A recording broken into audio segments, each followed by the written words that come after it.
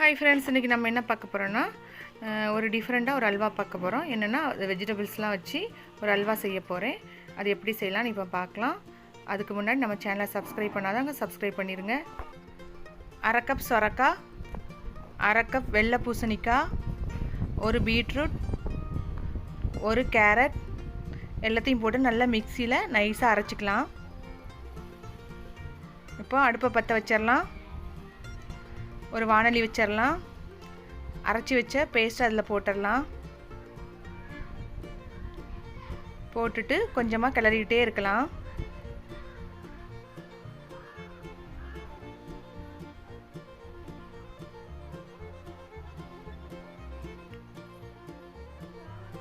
ஒரு சொட்டு தண்ணி ஊற்றலை, பால் எதுவுமே நான் ஊற்றலை. இப்போது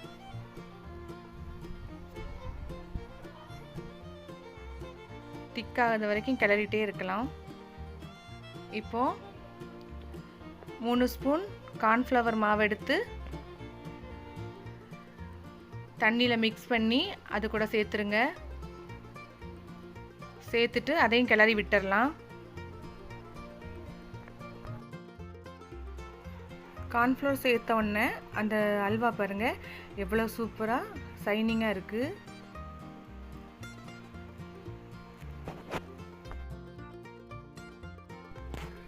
இப்போ 1 கப் சீனி சேர்த்துடலாம். சேர்த்துட்டு அதையும் நல்லா கிளறி விட்டுடலாம்.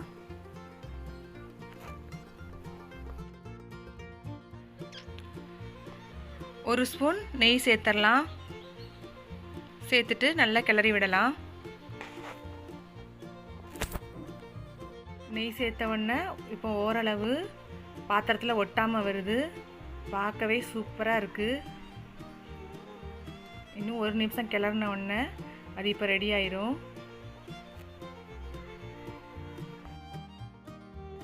3 ஏலக்காவை தட்டி வச்சுருக்கேன். அதை இப்போ சேர்த்துடலாம். சேர்த்துட்டு அதையும் நல்லா கிளறி விட்டுடலாம். இப்போ 1 ஸ்பூன் நெய் சேர்த்துடலாம். சேர்த்துட்டு அதையும் கிளறி விட்டுடலாம். இப்போ ஓரளவு பாத்திரத்தில் ஒட்டாமல் வருது. இப்போ பொடிச்சு வச்சுருக்க முந்திரியை சேர்த்துடலாம். சேர்த்துட்டு கிளறி விட்டுடலாம்.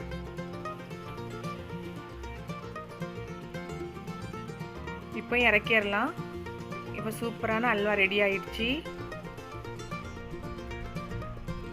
சூப்பராக இருக்கும்.